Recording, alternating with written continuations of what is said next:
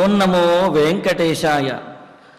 ప్రాతర్నమామి రఘునాథ పదారవిందం వజ్రాంకుశాది శుభరేఖి సుఖావహం మే యోగీంద్రమానసమధువ్రత సేవ్యమానం శాపాపహం సపది గౌతమ ధర్మపత్న్యా. పరమ పవిత్రమైనటువంటి శ్రీరామచంద్రుని యొక్క పాదపద్మములకు నమస్కరిస్తూ వెంకటరాఘవుని యొక్క అనుగ్రహంతో భక్తులందరూ కూడా ధర్మపథంలో పయనించాలి అని, సకల కార్యసిద్ధితోటి తొలతూగాలి అని ఆకాంక్షిస్తూ తిరుమల తిరుపతి దేవస్థానం వారు ఈ కలియుగ వైకుంఠంలో నిర్వహిస్తున్నటువంటి ధర్మపథమైన శ్రీమద్ రామాయణం అయోధ్యకాండ ప్రవచన పారాయణ కార్యక్రమంలో నేటికి మనం 301వ రోజులోకి ప్రవేశించాము. ఈ కార్యక్రమాన్ని చక్కటి సంకీర్తనతోటి ప్రారంభించుకుందాము. శ్రీమాన్ గురజాడ మధుసూదన్ రావు గారు సంగీత విద్వాన్, వారు అన్నమాచార్య ప్రాజెక్టు కళాకారులు, వారు ఆలపించే ఇదివో ఉన్నారమింతటనంతట అనే సంకీర్తన ఆలకిద్దాము. ఓం నమో వెంకటేశాయ.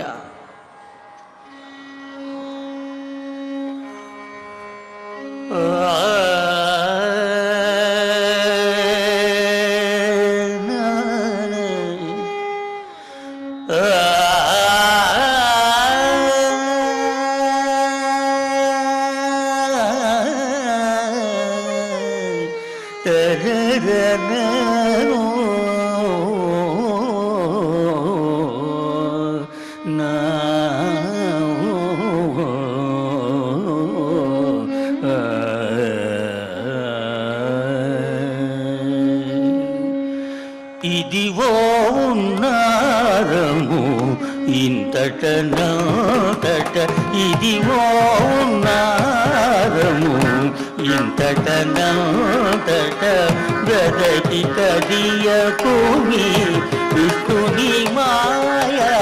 ఇదివో ఉన్నారము ఇంతటనంతట, బ్రదకి కదియకుమి విష్ణుని మాయ. ఇదివో ఉన్నారము ఇంతటనంతట, బ్రదకి కదియకుమి విష్ణుని మాయ.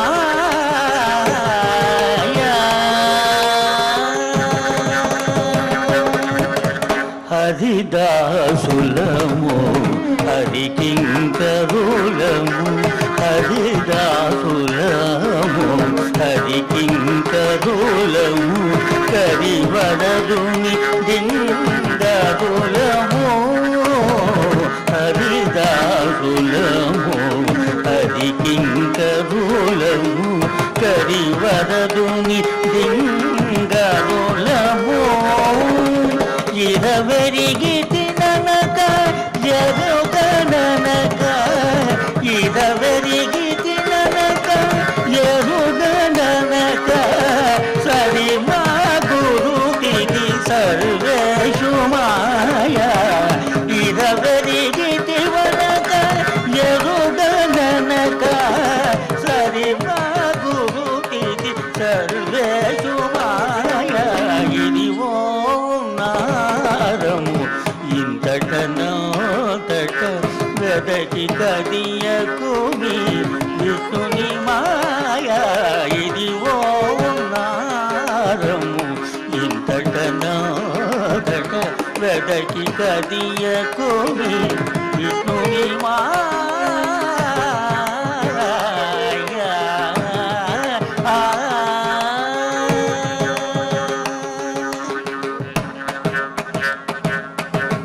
హితులము శరణాగతులము, కేశవ వ్రతులము, వైష్ణవ మధురము.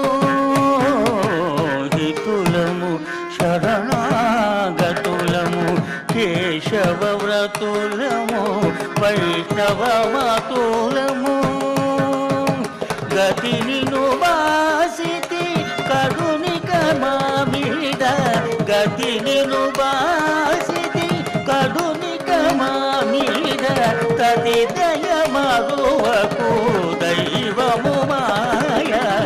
గతిని బాసితి కరుణిక మామిద, తది దయ మరువకు దైవము మాయ. ఇంతటనంతట వెదకి కదియకుమి విష్ణుని మాయ ఇదివో నారము ఇంతటనంతట వెదకి కదియకుమి విష్ణుని మాయ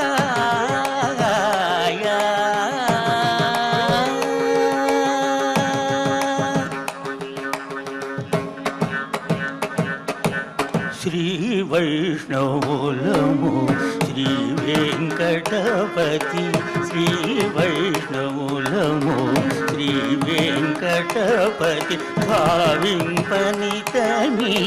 పరికరము శ్రీ వైష్ణవులము శ్రీ వెంకటపతి భావింపనితని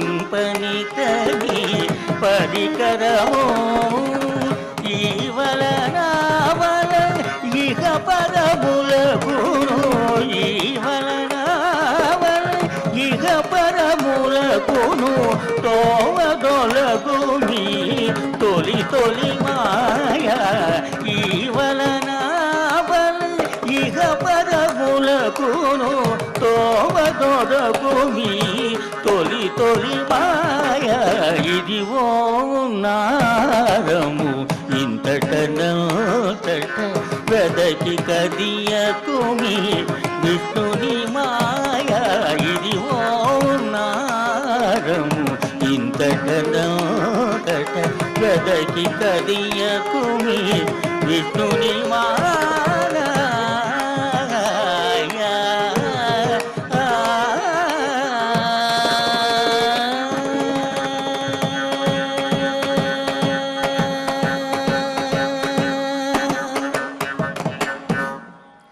మహావిష్ణువు లేనటువంటి స్థానము, విష్ణు భక్తులు లేనటువంటి స్థానము కూడా ఈ ప్రపంచంలో ఉండదు. అంతటా కూడా విష్ణు భక్తులమైనటువంటి మేము ఉన్నాము, అంతటా పరమాత్మ వ్యాపించి ఉన్నాడు అనే పరమాత్మ తత్వాన్ని తెలియజేసే చక్కటి సంకీర్తన ఆలకించాము. ఇక ఇప్పుడు ఆచార్యుల వారితో కలిసి శ్రీ గురు ధ్యానపూర్వకంగా సంకల్పవాక్యాలను పఠించుకుంటూ ఈనాటి కార్యక్రమాన్ని ప్రారంభించుకుందాము. శ్రీ గురు ధ్యానం. గురుర్బ్రహ్మా గురుర్విష్ణుః గురుర్దేవో మహేశ్వరః గురుః సాక్షాత్ పరం బ్రహ్మ తస్మై శ్రీ గురవే నమః.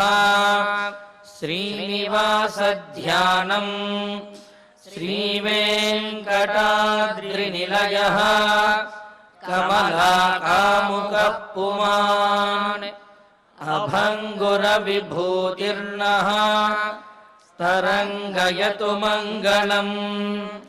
అధ సంకల్పః శ్రీమదాదివరాహ క్షేత్రే విరాజమానస్య శ్రీ పద్మావతీ జానేః అఖిలాండకోటి బ్రహ్మాండ నాయకస్య శ్రీరామచంద్ర రూపాంతరస్య భగవతః శ్రీ వెంకటేశ్వర స్వామినః సన్నిధౌ హనుమత్ సీతా లక్ష్మణ భరత శత్రుఘ్న పరివార సమేత శ్రీరామచంద్ర పరబ్రహ్మణః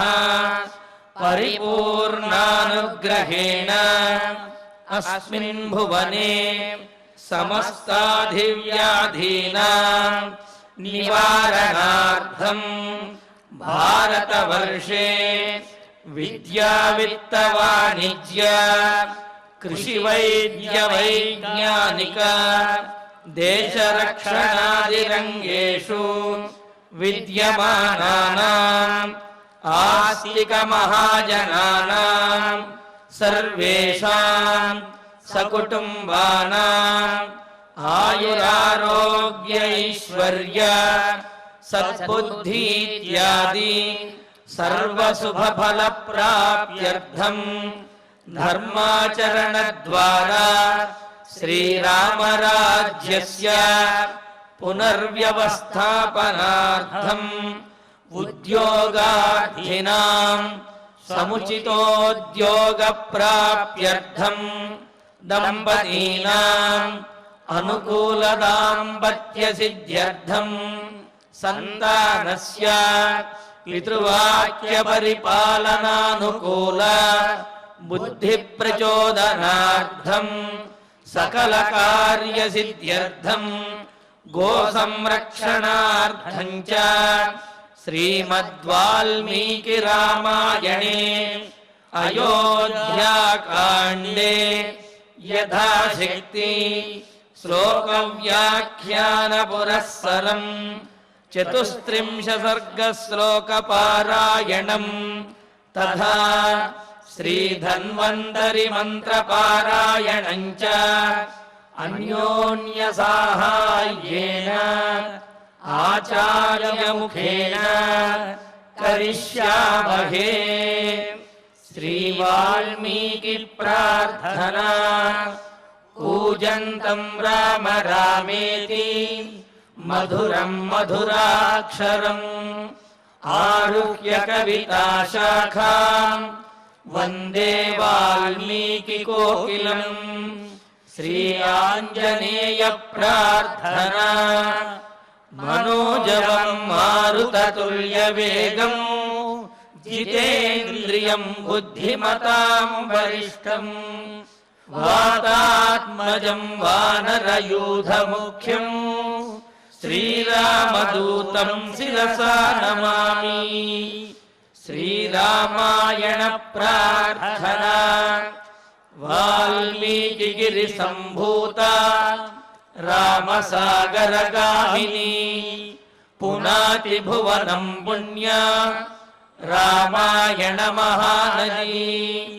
శ్రీరామ ప్రార్థనా అయోధ్యాఖ్యేతు గుర్వర్ధే త్యక్త్వా రాజ్యం గిరౌ వసన్ పాదుకే భరతాయాదాత్ సరామ శరణం మమ.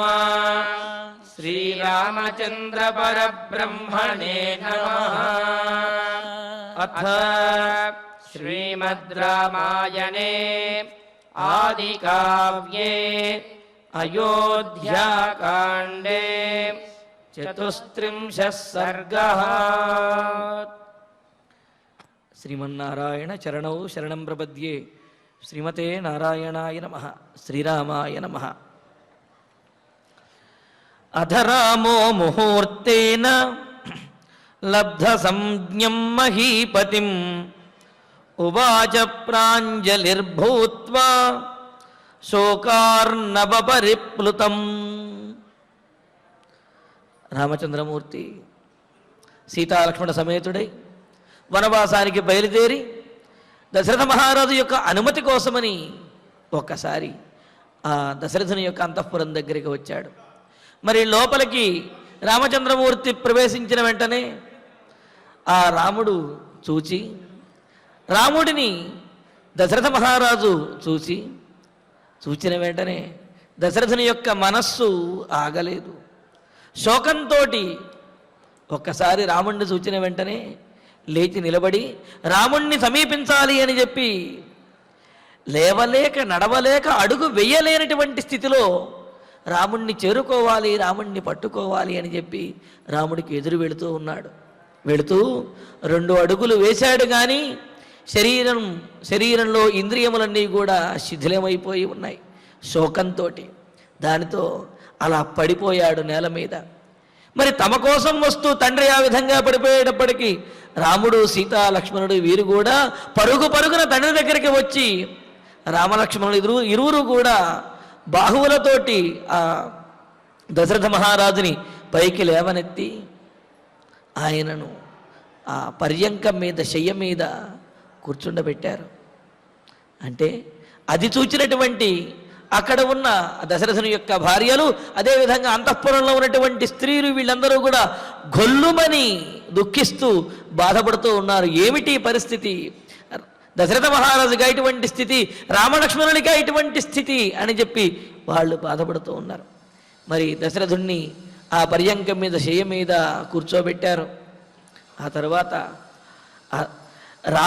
రాముడు ముహూర్తేన లబ్ధ సంజ్ఞం, రాముని యొక్క స్పర్శతోటి కొద్దిసేపట్లో తేరుకున్నటువంటి వాడైన శోకార్ణవ పరిప్లుతం, శోకము అనే సముద్రంలో మునిగిపోయినటువంటి వాడైన మహీపతిం దశరథ మహారాజుని ప్రాంజలిర్భూత్వా ఉవాచ, నమస్కరిస్తూ చేతులు జోడించి ప్రార్థనాపూర్వకంగా అనునయిస్తున్నట్లుగా రామచంద్రమూర్తి దశరథుని ఎదురు నిలబడి ఆయనతోటి ప్రార్థనాపూర్వకంగా ఇలా చెబుతున్నాడు.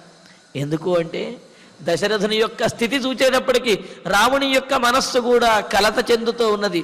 కానీ అరణ్యవాసానికి వెళ్ళడం తప్పదు, తండ్రి యొక్క మాట పరిపాలించవలసినదే. తండ్రి మాట కోసము అని తండ్రికి ఇష్టం లేకపోయినా సరే తాను వనవాసానికి వెళ్ళడానికి సిద్ధమయ్యాడు. మరి దాని ద్వారా తండ్రి బాధపడుతుంటే చూడలేకపోతున్నాడు. ఈ విధంగా మాట్లాడుతూ ఉన్నాడు. చూడండి, అంత శోకంలో ఉండి కూడా రామలక్ష్మణుల యొక్క స్పర్శతోటి కొద్దిసేపట్లోనే దశరథ మహారాజు తేరుకున్నాడనమాట. అంతటి ధైర్యాన్ని ఇస్తుంది. ఆ విధమైనటువంటి శరీరంలో చైతన్యాన్ని కలగజేస్తుంది సంతానము యొక్క స్పర్శ తల్లిదండ్రులకి. మరి ఆ విధంగా తేరుకున్న తర్వాత రాముడిలా అడుగుతున్నాడు, ఏమని?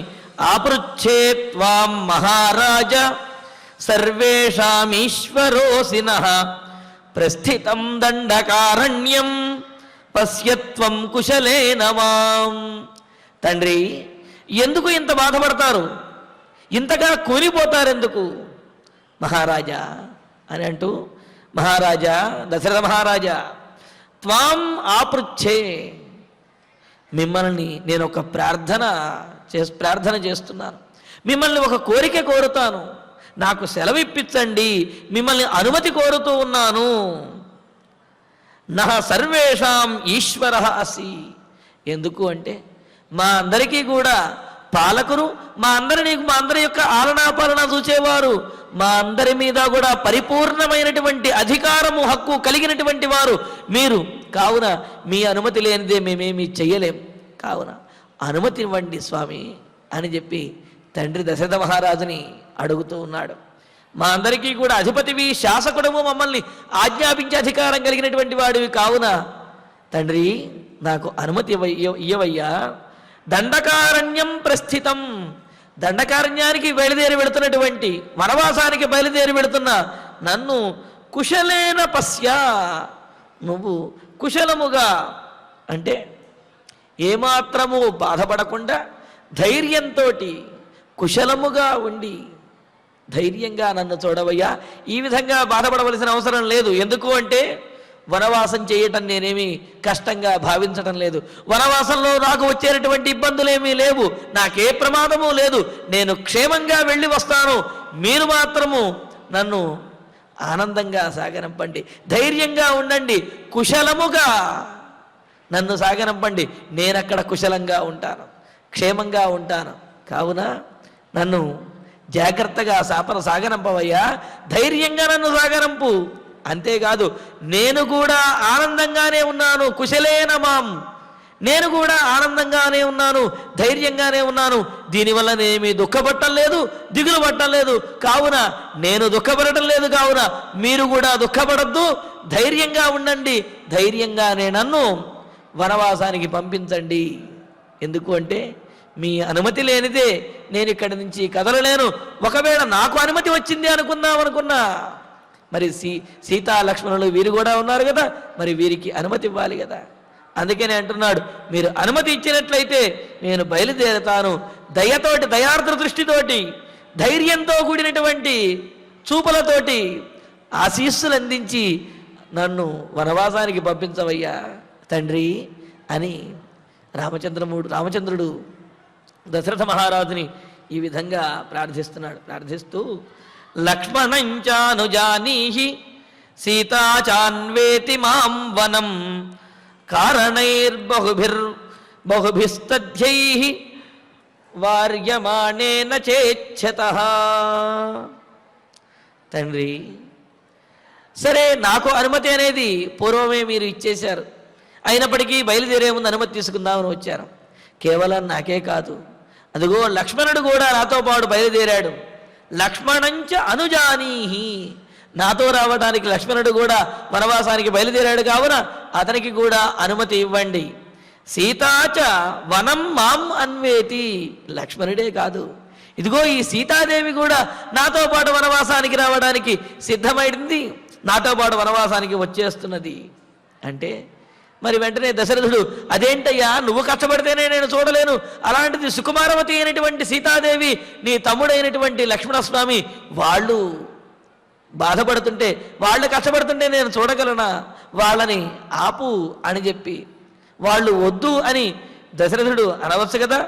అందుకనే చెబుతున్నాడు, బహుభి కారణై తథ్యై, అనేకమైనటువంటి కారణములతోటి అనేకమైనటువంటి పరమార్థములను దృష్టిలో పెట్టుకుని వార్యమాణే, ఎంత వారించినప్పటికీ కూడా మరి అంతే కదా. రాముడు సీతాదేవిని వనవాసానికి రావద్దు అని చెప్పి ఎన్ని కారణములు చెప్పాడు. నువ్వు ఇక్కడ అయోధ్యానగరంలో ఉండటమే నీ ధర్మము, అయోధ్యానగరంలో ఉండి పెద్దవాళ్ళను సేవించడం నీ ధర్మము, నా మాట నువ్వు వినాలి అని చెప్పాడు. లక్ష్మణుడికి కూడా అదే చెప్పాడు కదా. లక్ష్మణ, నీవు ధనస్సు ధరించదలుచుకున్నట్లయితే అయోధ్యానగరంలోనే ఉండి భరతుడికి కాపలాగా ఉండు, మన తల్లులను వీళ్ళని సంరక్షించవలసినటువంటి బాధ్యత నీదే అని అనేకమైనటువంటి కారణములు ఎన్నో చెప్పాడు. అయినా కూడా సీత అలాగే లక్ష్మణస్వామి కూడా వినలేదు. రామునితో ఉండటమే తమ జీవితము, రాముడే తమ ప్రపంచము, రాముడిని విడిచి తాము ఉండలేము అని చెప్పి వాళ్ళు స్పష్టంగా తెలియజేసి రాముడి యొక్క అనుమతితో బయలుదేరారు. మరి ఇప్పుడు తండ్రి అయినటువంటి దశరథుని యొక్క అనుమతి కూడా తీసుకోవాలి కదా. ఆ అనుమతి సీతాలక్ష్మణులు వారు స్వయంగా అడగకుండా రాముడి ద్వారా అడిగిస్తూ ఉన్నారు. ఎందుకు అంటే దశరథుడు రాముడి మాటను ఏనాడు కూడా కాదనలేడు. అది ఏదైనా సరే రాముడు అడిగాడు అంటే వెంటనే ఒప్పుకుంటాడు. అందుకనే రాముడే అడుగుతూ ఉన్నాడు, బహుభి కారణై తథ్యై, అనేక కారణముల చేత అనేక యుక్తులతోటి ఎన్ని విధాలుగా వారిని వారించినప్పటికీ కూడా నచేచ్ఛత, అయోధ్యానగరంలో ఉండటానికి అరణ్యవాసానికి రాకుండా ఉండటానికి సీతా లక్ష్మణుడు వీరు ఒప్పుకోవటం లేదు, నాతో పాటే బయలుదేరారు. కావున వారికి కూడా అనుమతి స్వామి తండ్రి అని చెప్పి దశరథుణ్ణి ప్రార్థిస్తున్నాడు. రామచంద్రుడు ప్రార్థిస్తూ అనుజానీహి సర్వాన్న శోకముత్సృజ్యమానదా లక్ష్మణం మాంచ సీతాంచ ప్రజాపతిర్వ ప్రజా.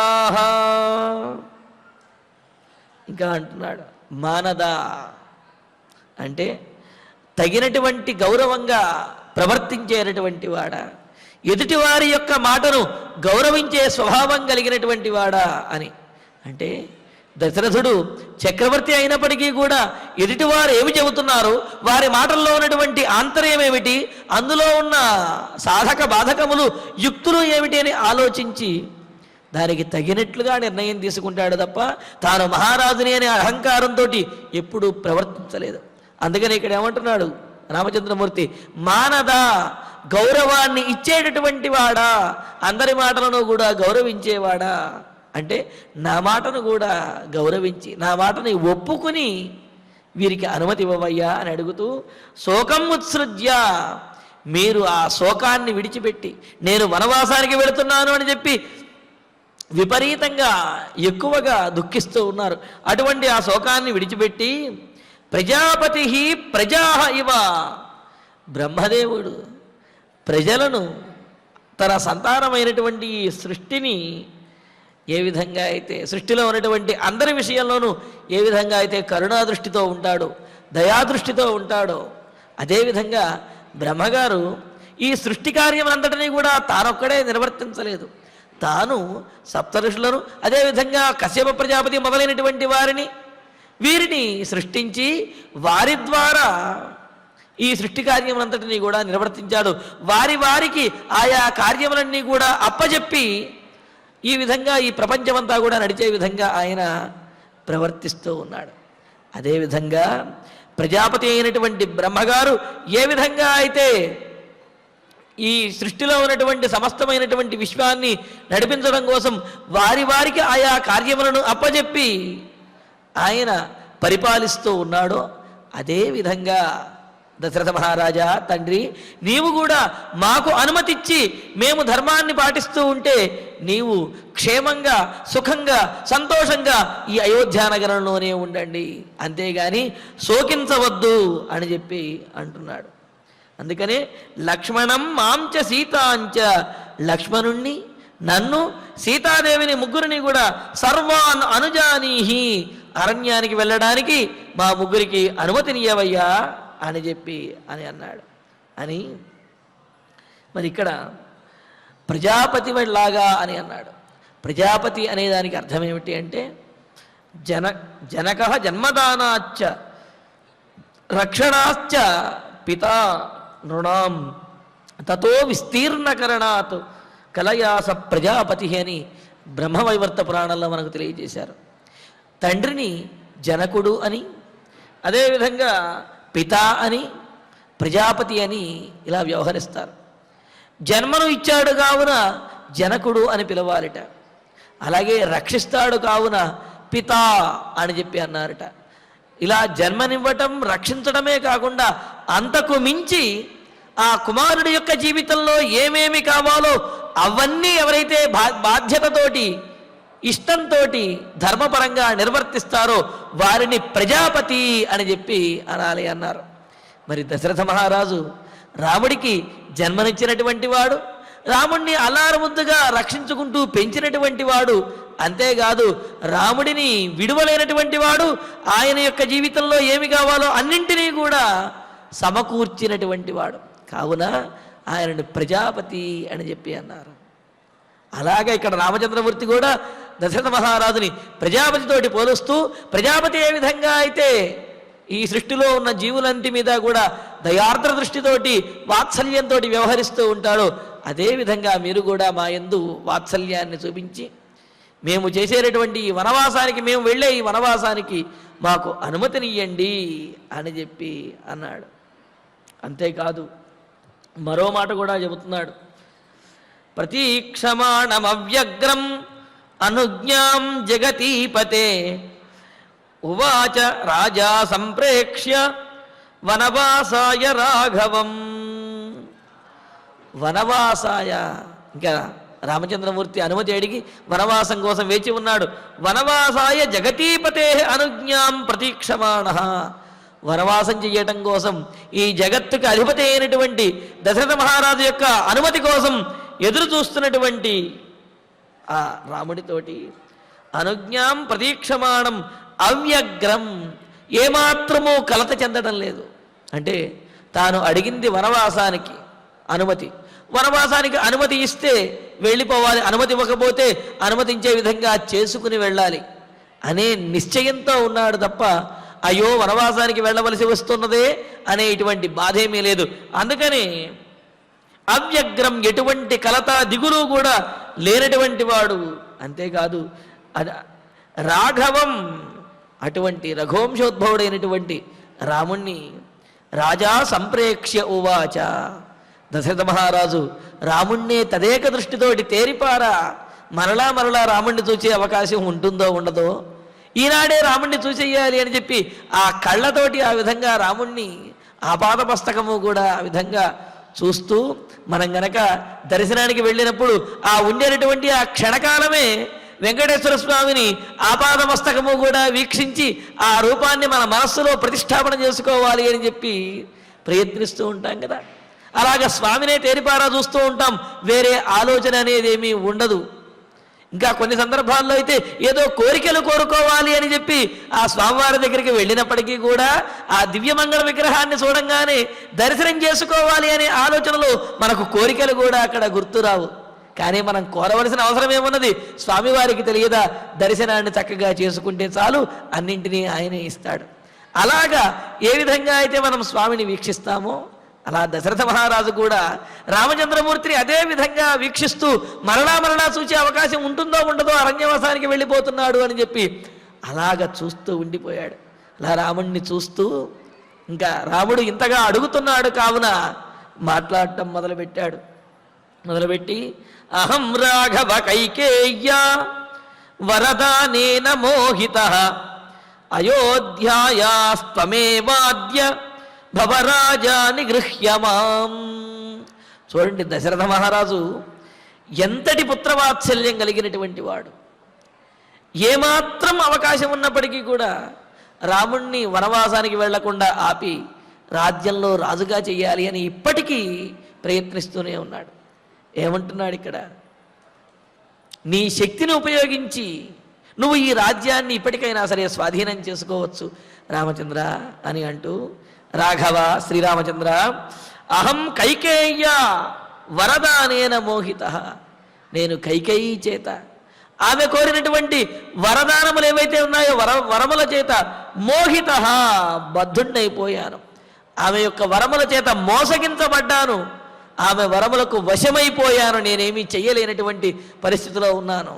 అంతేగాని భోగీవ మంత్రౌషధ రుద్ధవీర్య అని చెప్పినట్లుగా సర్పము, కాలసర్పం చాలా జాతి సర్పం ఎంత గొప్పదైనా ఎంత శక్తివంతమైనప్పటికీ కూడా దానికి మంత్రం వేసి బంధించినట్లయితే అది ఏమీ చెయ్యలేనటువంటి స్థితిలో ఆ మంత్రగాడు గీసినటువంటి గిరిలోనే, అంటే ఆ వృత్తములోనే ఉంటూ ఏమీ చెయ్యలేని పరిస్థితిలో బుసలు కొడుతూ అక్కడే ఏ విధంగా అయితే ఉండిపోతుందో అదేవిధంగా కైకేయి యొక్క వరదానములు అనే మాయలో నేను పడిపోయాను, మోసగించబడ్డాను, అందులోంచి బయటకు రాలేను. కానీ అద్య మాం నిగృహ్య, నువ్వు ఒక పని చెయ్యవచ్చు. ఏంటంటే, మాం నిగృహ్య, నన్ను బంధించి త్వమేవ అయోధ్యాయా రాజా భవ, నన్ను బంధించి నువ్వే అయోధ్యకు రాజు అవ్వచ్చు. ఈ ఒక్క అవకాశం ఉన్నది, ఈ పని నువ్వు చేసినా సరే నేను ఆనందిస్తానంటున్నాడు. చూడండి, దశరథుడు తనను బంధించమని చెప్పి రాముడితో చెబుతూ, నువ్వు నన్ను బంధించి ఈ రాజ్యాన్ని దక్కించుకోవచ్చు, అది క్షత్రియ ధర్మమే అవుతుంది. ఎందుకు అంటే లక్ష్మణస్వామి కూడా ఇంతకుముందు ఆవేశంతో ఉన్నప్పుడు రాముడితో అన్నాడు కదా, గురోరప్యవలిప్తస్య కార్యాకార్యం అజానత ఉత్పథం ప్రతిపన్నస్య కార్యం భవతి శాసనం అని చెప్పి అన్నాడు. పెద్దవాళ్ళైనప్పటికీ కూడా వాళ్ళు మోహంతో కానీ లేకపోతే మోసంతో కానీ తెలివి లేనటువంటి పరిస్థితిలో కానీ ఏ పని చెయ్యాలో ఏ పని చెయ్యకూడదో అని యుక్తాయుక్త విచక్షణ జ్ఞానాన్ని కనుక కోల్పోయినట్లయితే అటువంటి పెద్దవారినైనా సరే దండించి దారిలో పెట్టవచ్చును అని చెప్పి శాస్త్రం చెబుతున్నది అని లక్ష్మణుడు కూడా అన్నాడు కదా. ఇక్కడ దశరథుడు ఏమంటున్నాడు, నేను మోహంలో కైకేయీదేవి యొక్క మోహంలో పడిపోయి మోసపోయి ఏమీ చెయ్యలేనటువంటి స్థితిలో నీకు వనవాసాన్ని విధించాను, కానీ నువ్వొక పని చెయ్యొచ్చు. ఈ విధంగా మోహంలో ఉండి తెలివి లేనటువంటి నన్ను బంధించి నువ్వు ఈ రాజ్యాన్ని స్వాధీనం చేసుకుని నువ్వు రాజువై అవ్వవచ్చును అని చెప్పి అన్నాడు. మరి ఇక్కడ దశరథుడు అదేంటి ఆ మాట చెప్పే బదులు దశరథుడే కైకేయీదేవికి ఎదురు తిరిగి నువ్వు ఎలా వేస్తే ఎలా సావు, నేను మాత్రం రాముణ్ణి వనవాసానికి పంపించను అని దశరథుడు అనవచ్చు కదా. కానీ దశరథుడు ఆ మాట అనలేడు. ఎందుకు అంటే ధర్మ భాషానికి బద్ధుడయ్యాడు. ఆయన మాట తప్పడు, కానీ రాముణ్ణి విడిచిపెట్టలేడు. అందుకనే అంటారు, వదలదంటినా సత్యహాని, అడవికి పొమ్మంటినా తనకు ప్రాణహాని అని చెప్పి అంటూ రాముణ్ణి విడిచిపెట్టను, రాముణ్ణి ఇక్కడే ఉంచుతాను అని అన్నాడంటే కనుక తాను చేసినటువంటి ప్రతిజ్ఞ ఏదైతే ఉందో, తాను ఇచ్చినటువంటి వరములు ఏవైతే ఉన్నాయో అవి వ్యర్థమైపోతాయి, మాట తప్పినట్టు ఉంటుంది. అలా అని చెప్పి రాముణ్ణి వనవాసానికి పంపించేద్దామా? తన ప్రాణప్రదమైనటువంటి రాముడు దూరంగా వెళ్ళిపోతే తన ప్రాణములు కూడా తన శరీరంలోంచి బయటకు వెళ్ళిపోతాయి, విడచి ఉండలేడు. కావున రాముణ్ణి ఉండమని అంటేనేమో ప్రతిజ్ఞకు భంగం కలుగుతుంది, రాముణ్ణి వెళ్ళమంటేనేమో ప్రాణాలకు భంగం కలుగుతుంది. అందుకనే ఏమీ చెయ్యలేనటువంటి స్థితిలో ఉన్నాను నాయనా, నేను ఏమీ అసమర్థుణ్ణి అయిపోయాను, నువ్వు మాత్రం చేయవచ్చు. ఈ విధంగా ఉన్నటువంటి తండ్రినైనా సరే దండించి నీవు ఈ రాజ్యాన్ని స్వాధీనం పరుచుకోవచ్చు, అలా చేసినట్లయితే నేను ఆనందిస్తానంటున్నాడు. తనను బంధించమని తనను దండించమని తన కుమారుడికి తానే ఉపాయాన్ని చెబుతూ ఉన్నాడు దశరథ మహారాజు. ఇది తండ్రికి ఉండేటటువంటి ప్రేమ అన్నమాట. కానీ లక్ష్మణుడు అన్నమాట దశరథుని యొక్క ఉద్దేశ్యము, దశరథ మహారాజు మోహంలో ఉన్నాను, మోసపోయాను అని చెప్పి అంటున్నాడు. మరి గురోరప్యవలిప్తస్య కార్యాకార్యం అజానత అని చెప్పి అనుకున్నాం కదా. అంటే విచక్షణా జ్ఞానం లేనటువంటి వారు పెద్దవారైనప్పటికీ కూడా వారిని దండించి సరైన మార్గంలో పెట్టవచ్చు అని చెప్పి. మరి ఇక్కడ దశరథ మహారాజుకి విచక్షణా జ్ఞానం లేదా? ఏది చెయ్యాలో ఏది చెయ్యకూడదో తెలియనటువంటి స్థితిలో ఉన్నాడా? ఆ పరిస్థితి దశరథునికి లేదు. అంత ఆపదలో కూడా, అంత తెలివినటువంటి స్థితిలో కూడా రాముడికి ఏం చేయాలో ఉపాయాన్ని చెబుతున్నాడు. అంటే దశరథుని యొక్క బుద్ధి కుశలత చక్కగానే పనిచేస్తూ ఉన్నది. మరి ఎవరిని దండించాలి అంటే విచక్షణా జ్ఞానం లేకుండా మోసపూరితంగా ఎవరైతే వ్యవహరిస్తారో, రాజ్యానికి ఎవరైతే హాని కలిగిస్తారో అటువంటి వారైనట్లయితే కనుక పెద్దవారినైనా సరే దండించండి, అటువంటి దుష్టులను దండించండి అని శాస్త్రం చెప్పింది. కానీ మంచి వాళ్ళైనటువంటి వారు, ధర్మ మార్గంలో ఉండేటటువంటి వారు, ఇచ్చినటువంటి మాట నిలబెట్టుకోవడం కోసం ప్రయత్నించేటటువంటి వారు ఎవరైతే ఉన్నారో వారిని దండించమని ఏ ధర్మశాస్త్రము కూడా చెప్పలేదు. దశరథుడు ఏదో అంటున్నాడు, నన్ను దండించైనా సరే నువ్వు రాజ్యాన్ని పొందని చెప్పి రాముడి మీద ప్రేమతో అంటున్నాడు. కానీ దశరథుడిలో ఎటువంటి దోషము లేదు. దశరథుడు రాముడిని మోసము చెయ్యలేదు. అందుకనే రాముడు కూడా ఆ మాట వింటాడా? మరి తనను దండించమంటే రాముడు ఎంత బాధపడతాడు. మరి ఇలాగా దుష్టుల విషయంలో ఏదైతే చెయ్యాలో ఆ పనిని తన విషయంలో చేయమని చెప్పి దశరథుడు రాముడితో చెబుతున్నాడు. చెప్పి ఇంకా అంటున్నాడు, ఏవముక్త నృపతిన రామో ధర్మభృతాంబర ప్రత్యువాచాంజలిం కృత్వా పితరం వాక్యకోవిదః. ఈ విధంగా తండ్రి చెబుతూ ఉంటే రాముడి యొక్క మనస్సు మరింత బాధపడుతూ ఉన్నది. అయ్యయ్యో, రాముడు తండ్రిని ఎదిరించడమా, తండ్రిని బంధించడమా? ఇది జరిగే పనేనా? ఏదో తండ్రి గారు మా మీద ఉన్నటువంటి ప్రేమతోటి మమ్మల్ని విడువలేకి విధంగా అంటున్నాడు. కానీ తండ్రిలో ఉన్నటువంటి దోషమేమిటి అని చెప్పి అన్నాడు. పైగా లక్ష్మణస్వామితో చెప్పేటప్పుడు కూడా రాముడు అంటాడు, దశరథ మహారాజు ఆయనలో ఉండే దోషమేమీ లేదయ్యా, సత్యాన్ని నిలపడం కోసం, సత్యప్రతిజ్ఞను పాటించడం కోసం ఆయన పాకులాడుతున్నాడు. అంటే ఏమిటి? ప్రాణాపాయ పరిస్థితిలో కూడా ధర్మాన్ని విడిచిపెట్టినటువంటి ధర్మమూర్తి నా తండ్రి. అంతే తప్ప తనకు ఆపద కలిగిందనో, తన పుత్రుల మీద ఉన్నటువంటి ప్రేమ ఉందనో ధర్మాన్ని విడిచిపెట్టడం లేదు. తన ప్రాణాన్ని విడిచిపెట్టడానికి సిద్ధమవుతున్నాడు తప్ప తన ధర్మాన్ని మాత్రం విడిచిపెట్టడం లేదు దశరథ మహారాజు అని చెప్పి రామచంద్రమూర్తి అర్థం చేసుకున్నాడు. అందుకనే దశరథుడు ఈ విధంగా మాట్లాడుతుంటే రాముడు కూడా బాధపడుతున్నాడు తప్ప ఆ విధంగా ఓహో ఈ విధంగా చెప్పాడు దశరథుడు చెప్పాడు కావున అదే పాటిద్దాము అని చెప్పి అనుకోవటం లేదు. ఏదైనప్పటికీ ఏది ధర్మపరమో, ధర్మాన్ని ఏ తండ్రి ఏ ధర్మాన్ని అయితే ఆచరించాలనుకుంటున్నాడో అదే ధర్మాన్ని తాను కూడా ఆచరించాలి అనుకుంటున్నాడు తప్ప తండ్రిని ఎదిరించాలి అనే మాట ఎప్పుడూ కూడా రాముని యొక్క మనస్సులోనే లేదన్నమాట.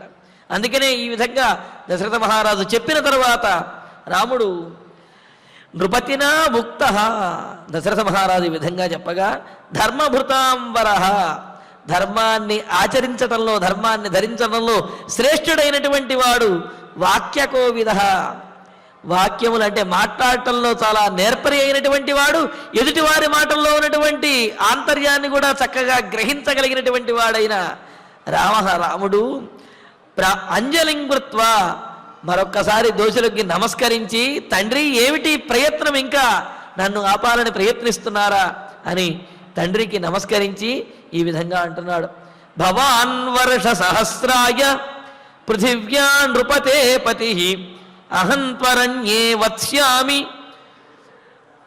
నమే కార్యం త్వయా నృతం. తండ్రి ఏమిటి నన్ను రాజవ్వమంటున్నారా? నేను కాదు, 1000 సంవత్సరముల వరకు మీరే ఈ సింహాసనంలో కూర్చుని రాజ్యాన్ని పరిపాలించాలి. ధర్మము కోసము, సత్యప్రతిజ్ఞ కోసము మీరు మీ ప్రాణములను విడిచిపెట్టడానికి, ప్రాణ సమానమైనటువంటి నన్ను విడిచిపెట్టడానికి సిద్ధమవుతున్నారు అంటే మీకంటే గొప్ప రాజు, మీకంటే గొప్పగా పరిపాలించేవారు ఇంకెవరుంటారు?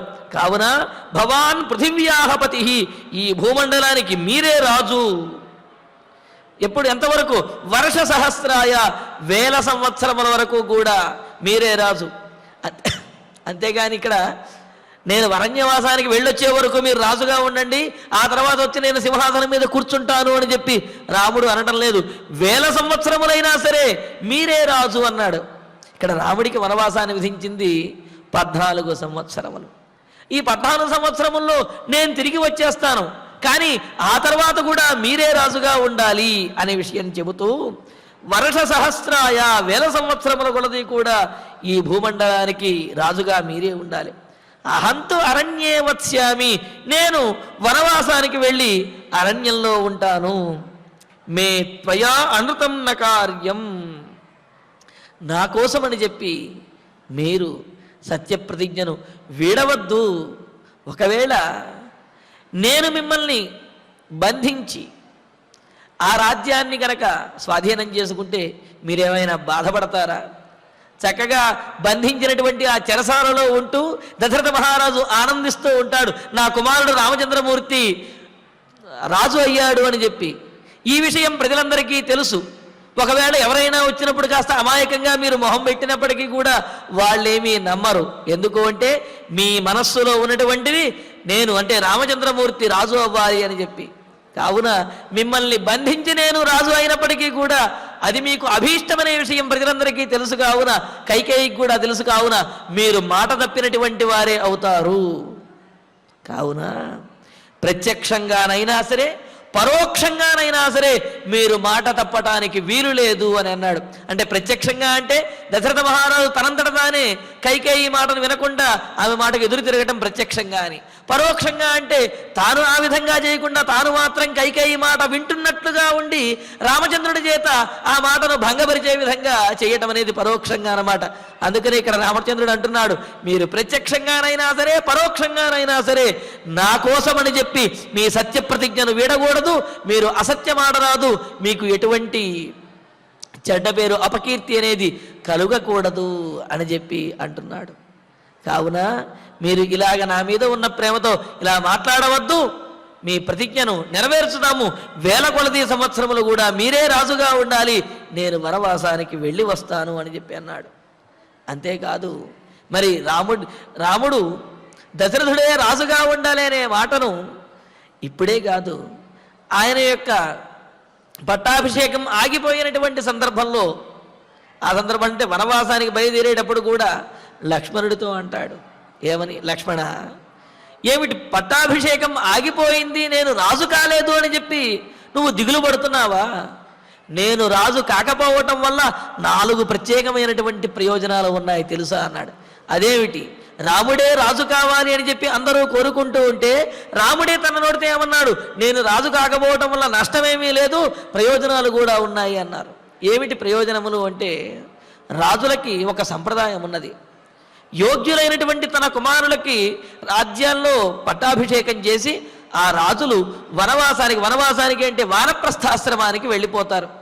మరి దశరథ మహారాజు నాకు కనుక పట్టాభిషేకం చేసినట్లయితే కొంతకాలంలో ఆయన భార్యాసమేతంగా వానప్రస్థాశ్రమానికి వెళ్ళిపోతాడు, అడవికి వెళ్ళిపోతాడు. మరి మనం మన తండ్రిని తల్లులను వీళ్ళని విడిచి ఉండగలమా? ఉండలేం కదా. కాబట్టి నాకు పట్టాభిషేకం జరిగితే దశరథ మహారాజు వానప్రస్థాశ్రమానికి వెళతాడు, నా పట్టాభిషేకం ఆగిపోతే దశరథ మహారాజు ఈ అయోధ్య నగరంలోనే ఉంటాడు. ఇది ఒక ప్రయోజనం. వనగమన నివృత్తి పార్థివస్యైవ తావతు మమ పితృపరవత్త బాలభావస్సయేవ. ఇంకో మాట కూడా అన్నాడు. ఏమని? నేను రాజు కనుక అయినట్లయితే ఆ రాజ్యభారాన్ని వహిస్తూ ఆ రాజ్య పాలనలో ఉన్నటువంటి కష్టములను వాటిని భరిస్తూ ఉండాలి. నాకంటూ ఒక బాధ్యత ఏర్పడుతుంది. కానీ దశరథ మహారాజు రాజుగా ఉన్నట్లయితే, తండ్రి చాటు బిడ్డగా కనుక మనం ఉన్నట్లయితే రాజకార్యములలో సహాయం చేస్తాం, కానీ ఆ రాజకార్యముల యొక్క బాధ్యత అనేది మనకు ఉండదు, తద్వారా భారం అనేది ఉండదు అన్నాడు. మమ పితృ పరవత్త బాలభావస్సయేవ. పైగా తండ్రికి కొడుకుగా ఉండటంలో, అంటే రాజ్యానికి రాజుగా ఉండటం కంటే కూడా తండ్రికి కొడుకుగా ఉండటంలో నాకు చాలా ఇష్టము. నేను ఫలానా రాజుగారి దశరథ మహారాజు యొక్క బిడ్డనని చెప్పుకోవటమే నాకు ఉన్నటువంటి గౌరవము అని చెప్పి అన్నాడు. అందుకే కదా దేవతలు కానీ ఎవరైనా సరే వచ్చి, అదేవిధంగా వానర సైన్యంలో ఉన్నవారు కానీ వాళ్ళు రామచంద్రమూర్తిని నీవు సామాన్యుడు కాదయ్యా అని అంటే, నేను సామాన్యుడిని, దశరథ మహారాజు యొక్క కుమారుడిని అని అన్నారు. ఆత్మానం మానుషం మన్యే రామం దశరథాత్మజం అనేమో చెప్పుకున్నాడు రామచంద్రమూర్తి. నేను సామాన్య మానవుడిని, మా తండ్రి గారు దశరథ మహారాజు యొక్క కుమారుడిని అని రాముడు చెప్పుకున్నాడు తప్ప నేను రాజ్యానికి రాజుని అని ఎప్పుడూ చెప్పుకోలేదు. అందుకనే అంటున్నాడు, నాకు ఇష్టమైనటువంటి తండ్రి తాటు బిడ్డగా ఉండటం ఏదైతే ఉందో అది ఒకటి సిద్ధిస్తుంది. ఇది రెండవ ప్రయోజనం. అంతేకాదు నవ నృపతి విమర్శే నాస్తి శంకా ప్రజానాం.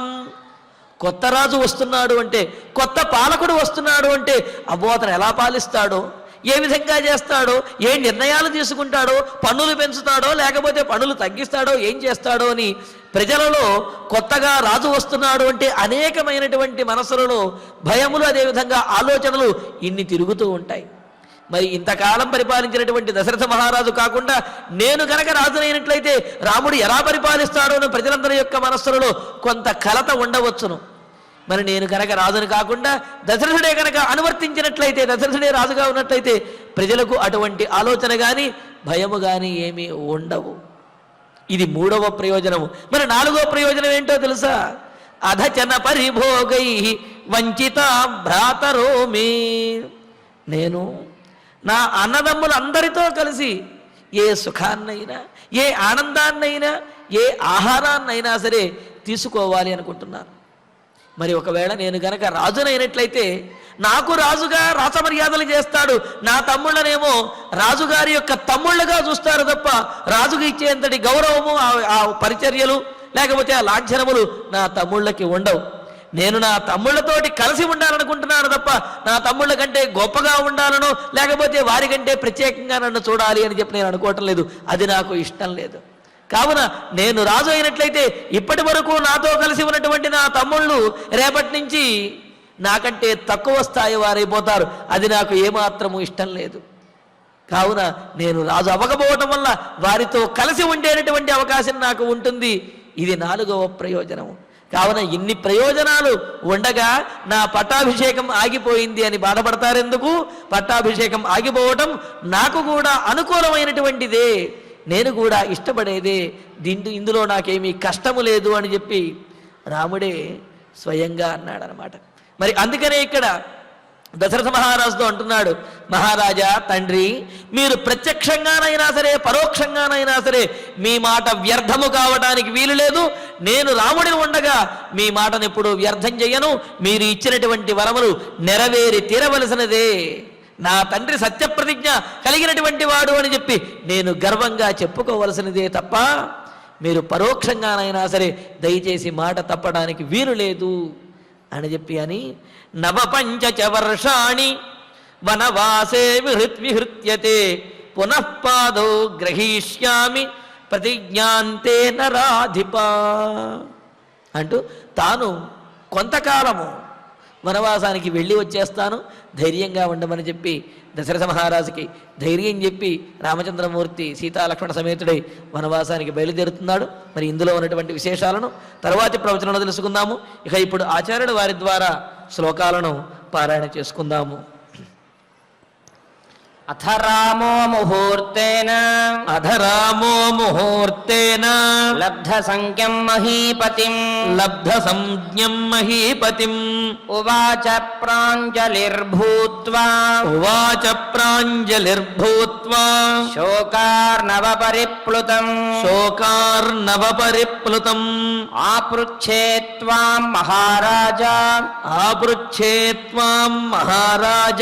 సర్వేషామీశ్వరోసినః ప్రస్థితం దండకారణ్యం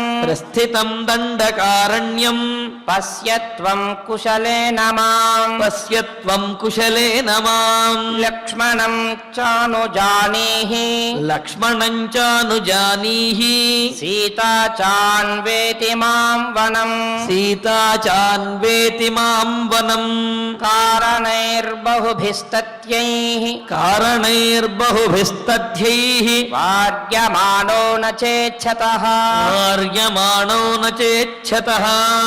అనుజానీహి సర్వాన్నః అనుజానీహి సర్వాన్నః శోకముత్సృజ్యమానదా శోకముత్సృజ్యమానదా లక్ష్మణం మాం చ సీతాం చ లక్ష్మణం మాం చ సీతాం చ ప్రజాపతిరివ ప్రజాః ప్రజాపతిరివ ప్రజాః ప్రతీక్షమాణమవ్యగ్రం ప్రతీక్షమాణమవ్యగ్రం అనుజ్ఞాం జగతీపతేః అనుజ్ఞాం జగతీపతేః ఉవాచ రాజా సంప్రేక్ష్య ఉవాచ రాజా సంప్రేక్ష్య వనవాసాయ రాఘవం వనవాసాయ రాఘవం అహం రాఘవ కైకేయ్యా అహం రాఘవ కైకేయ్యా వరదానేన మోహితః వరదానేన మోహితః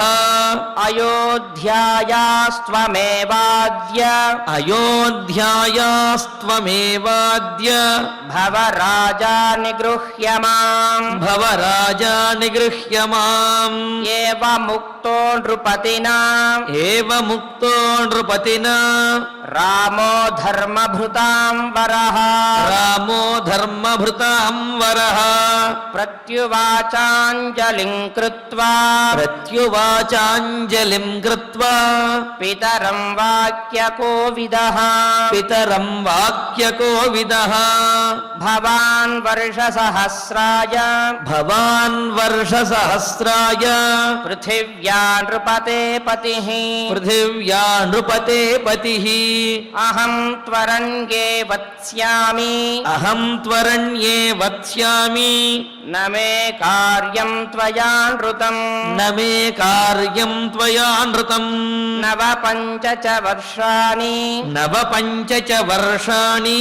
వనవాసే విహృత్యతే వనవాసే విహృత్యతే పునః పాదౌ గృహీష్యామి పునః పాదౌ గ్రహీష్యామి ప్రతిజ్ఞాంతేన రాధిప ప్రతిజ్ఞాంతేన రాధిప ఇత్యార్షే ఇత్యార్షే శ్రీమద్ రామాయణే శ్రీమద్ రామాయణే ఆదికావ్యే ఆదికావ్యే అయోధ్యాకాండే అయోధ్యాకాండే చతుస్త్రింశः సర్గే చతుస్త్రింశే సర్గే నవ శ్లోకాః నవ శ్లోకాః.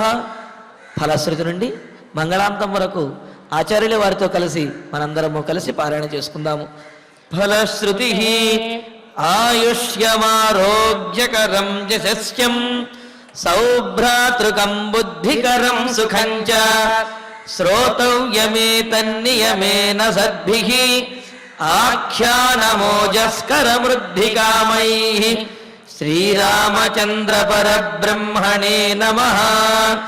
అథ ధన్వంతరి ధ్యానం అచ్యుతానంత గోవింద విష్ణో నారాయణామృత రోగాన్మే నాశయా శేషాన్ ఆశు ధన్వంతరే హరే ఆరోగ్యం దీర్ఘమాయుష్యం బలం తేజోధియం శ్రియం స్వభక్తేభ్యో న గృహంతం వందే ధన్వంతరిం హరిం ధన్వంతరేరిమం శ్లోకం భక్త్యా నిత్యం పఠంతి యే అనారోగ్యం న తేషాం స్యాత్ సుఖం జీవంతి తే చిరం. ఓం నమో భగవతే వాసుదేవాయ ధన్వంతరయే అమృతకలశహస్తాయ వజ్రజలౌకహస్తాయ సర్వామయ వినాశనాయ త్రైలోక్యనాథాయ మహావిష్ణవే స్వాహా. ఓం వాసుదేవాయ విద్మహే సుధాహస్తాయ ధీమహి తన్నో ధన్వంతరి ప్రచోదయాత్.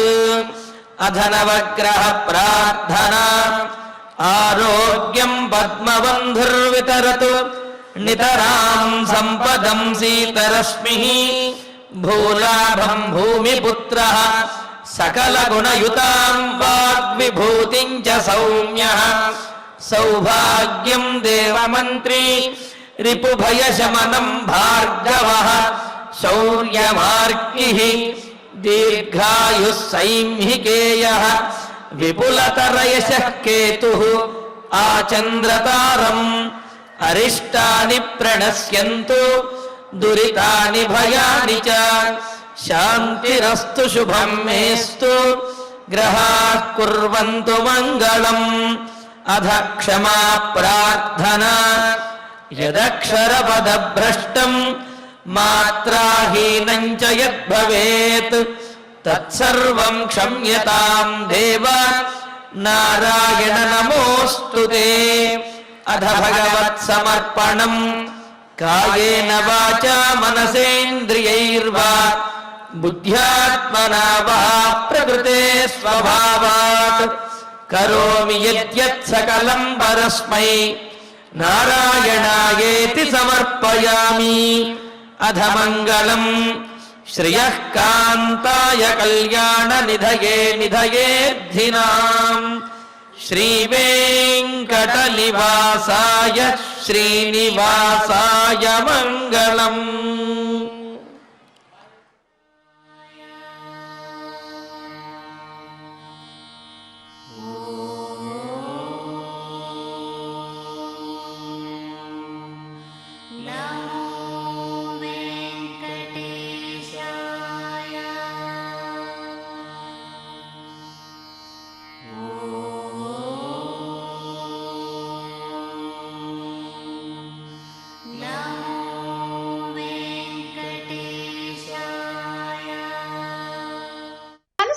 రంగాలలో దశాబ్దపు అనుభవంతో కస్టమర్ల మరియు శ్రేయోభిలాషుల మన్ననలను నమ్మకాన్ని గెలుపొందిన సంస్థ విఆర్ఆర్ కన్స్ట్రక్షన్స్. నాణ్యతకు నమ్మకానికి మారుపేరు విఆర్ఆర్ కన్స్ట్రక్షన్స్.